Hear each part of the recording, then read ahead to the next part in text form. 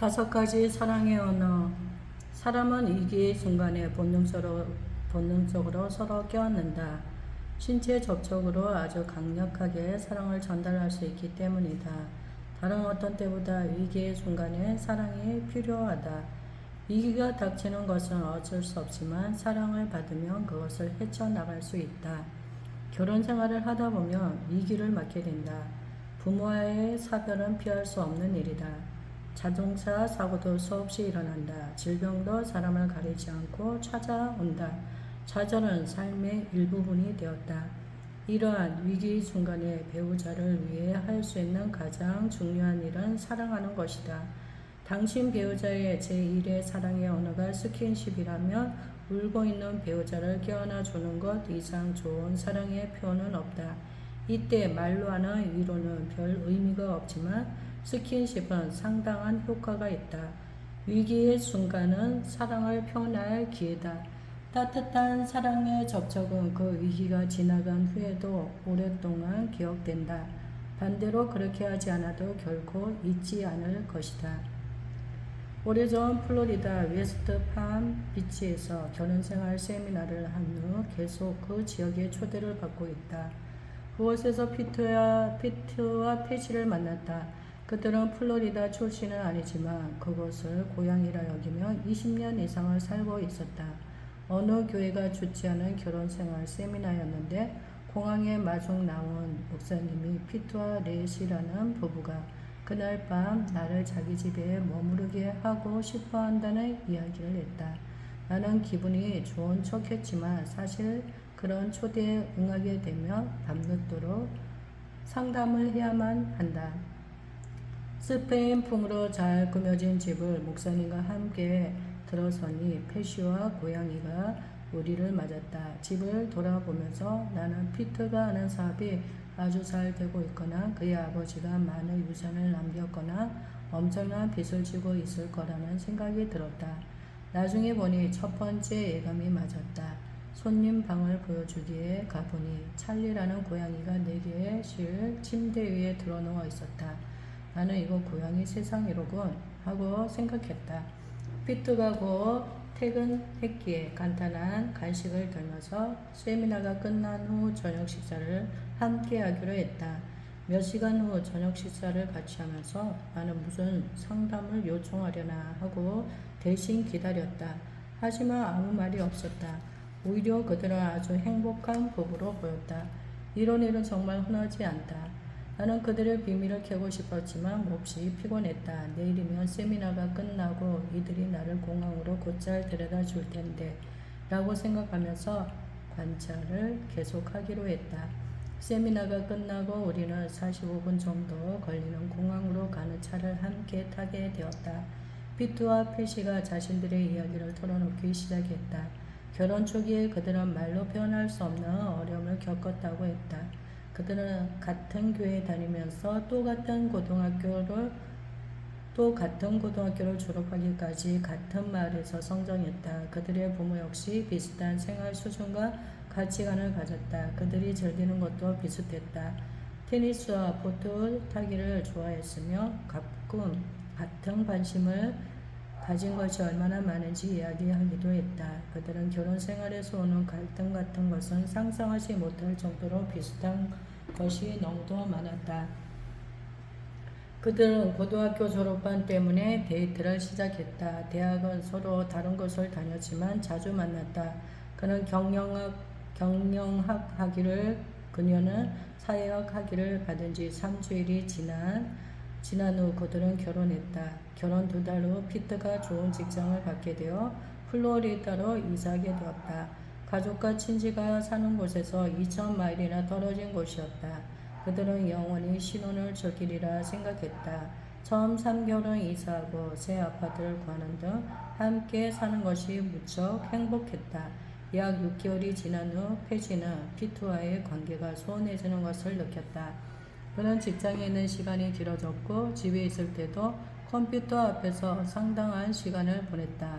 참다 못해 자기를 피하는 것 같다고 감정을 표현하자 그는 피하는 것이 아니라 자기 일에 충실할 따름이라고 했다.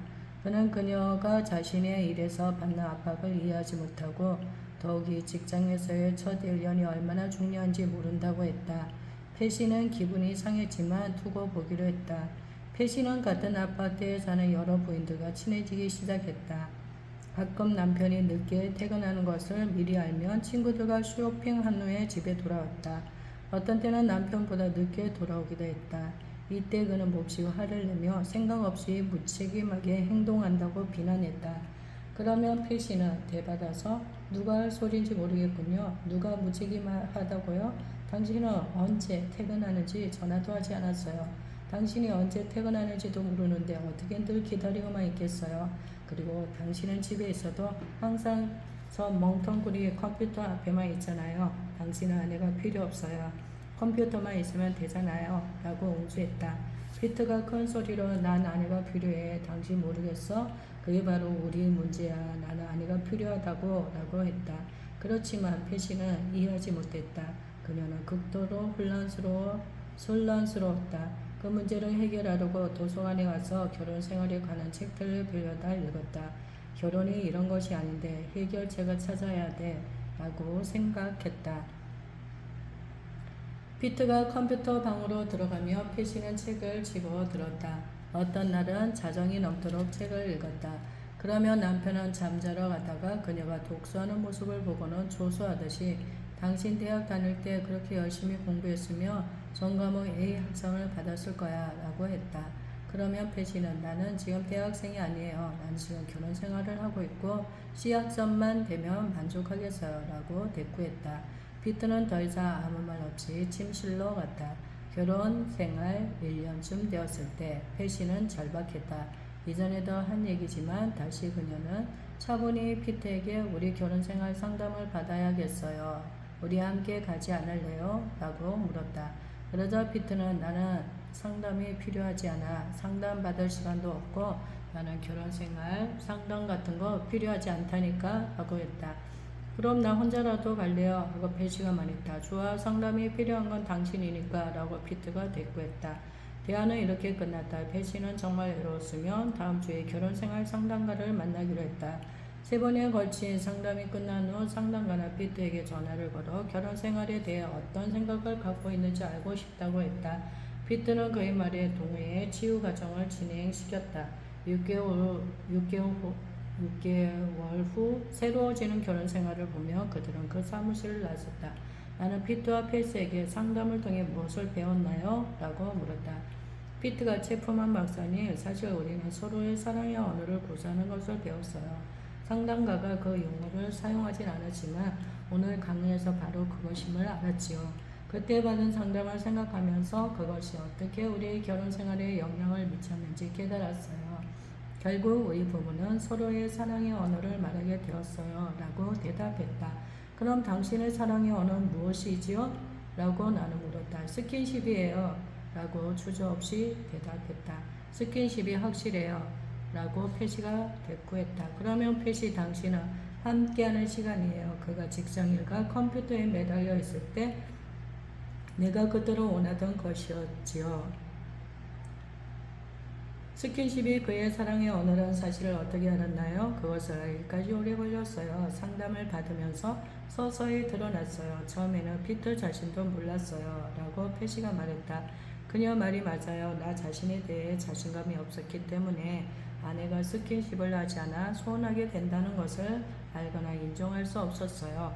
마음속으로는 간절히 그것을 원했지만 그녀에게 솔직히 말을 못했어요. 데이트할 때는 포옹을 하건 손을 잡건 키스를 하건 언제나 내가 먼저 했고 그녀는 거기에 반응을 나타냈어요. 그녀가 나를 사랑하는 것을 느꼈지요. 그런데 결혼하고 나서는 내가 접촉을 시도해도 그녀는 별 반응이 없었어요. 아마 새로운 직장 일로 몹시 피곤하기 때문이라고 생각했지요. 잘 몰랐지만 단지 혼자 속으로 그렇게 생각했어요. 내게 매력을 느끼지 못한다고 생각했습니다. 그래서 내가 먼저 행동을 취하지 않기로 했습니다. 거절당하는 게 싫었거든요. 그녀가 먼저 키스를 하거나 만지거나 성관계를 요구해 올 때까지 기다렸어요. 어떤 때는 6주간이나 아무 접촉 없이 지내기도 했어요. 나는 견딜 수 없었어요. 그녀와 함께 있을 때 느끼는 아픔이 너무 컸기에 그녀를 더 멀리하게 됐지요. 거절당하고 무시당하고 사랑받지 못한다고 느꼈어요. 라고 피트가 말했다. 그때 패시가 끼어들면서 말했다. 나는 그가 무엇을 어떻게 느끼는지 전혀 몰랐어요. 그가 나를 거들떠보지도 않는다는 사실만 알았어요. 이전처럼 포옹이나 키스는 하지 않았지만 결혼하고 나니 그런 것들이 그에게 별로 중요하지 않은 모양이라고 생각했어요. 직장 일에 시달리는 것을 알았으니까요. 내가 먼저 시도하기 바란다는 것은 생각지도 못했지요. 서로 만지지도 않고 몇 주를 지내기도 했어요. 그게 내겐 별로 대수롭지 않았어요. 나는 음식을 준비하고 집안 청소를 하고 빨래를 하면서 남편과 떨어져 지내려고 노력했어요. 솔직히 이에 무엇을 해야 할지 몰랐어요. 그가 나를 소홀히 대하여 무관심한 것을 이해할 수 없었어요. 분명히 나는 스킨십을 싫어하는 것은 아닙니다. 단지 그것이 내게 별로 중요하지 않을 뿐이지요. 나와 함께 시간을 보내는 것으로 사랑받고 격려해주고 관심을 가져주는 것으로도 느끼거든요. 키스나 포옹은 상관이 없었어요. 그가 내게 관심을 가져주기만 하면 사랑받는 것 같지요. 그 문제의 근원을 알기까지 오랜 시간이 걸렸지만 일단 알고 나니 모든 것이 순조로워지더군요. 내가 먼저 스킨십을 시도하자 그가 좋아하는 것을 알았어요. 그의 성격과 태도가 놀라울 정도로 변했습니다. 전혀 새로운 남편이 된 것 같았어요. 내가 사랑한다는 확신을 그에게 심어주니 그도 내 요구에 더 신경을 쓰더군요. 오늘 세미나에서 그동안의 결혼 생활을 돌이켜보면서 참으로 감회가 새로웠습니다. 박사님이 20분간 말씀한 것을 우리는 6년이나 걸려 배웠습니다. 라고 말했다. 그렇지만 빨리 배우는 것보다 더 잘 배우는 것이 더 중요합니다. 그런데 당신들은 너무나 잘 배웠습니다. 라고 나는 말했다. 피트는 스킨십이 제1의 사랑의 언어인 많은 사람 중에 한 사람이다. 그들은 배우자가 먼저 자신에게 스킨십을 시도해 주기를 갈망한다. 머리를 쓰다듬고 등을 만지고 손을 잡아주고 껴안고 성관계를 맺는 것 등의 사랑의 접촉은 제1의 사랑의 언어가 스킨십인 사람들에게는 감정의 생명줄과 같아.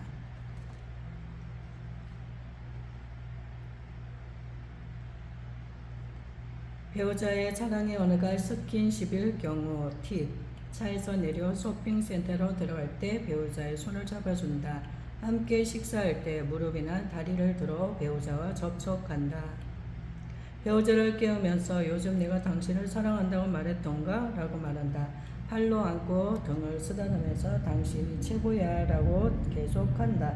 그러나 그 이상 진행시키고 싶은 유혹에 넘어가지 않는다. 포옹을 마치고 다음 일을 한다. 배우자가 앉아있을 때 뒤로 가서 어깨를 주물러 준다. 교회에서 함께 예배 드릴 때 기도 시간에 손을 잡아준다. 가족이나 친구가 보는 앞에서 배우자에게 스킨십을 한다. 대화하면서 팔로 안거나 간단히 어깨 위에 손을 얹으면서 이 집에 많은 사람이 있어도 당신만 보여요 라고 말한다.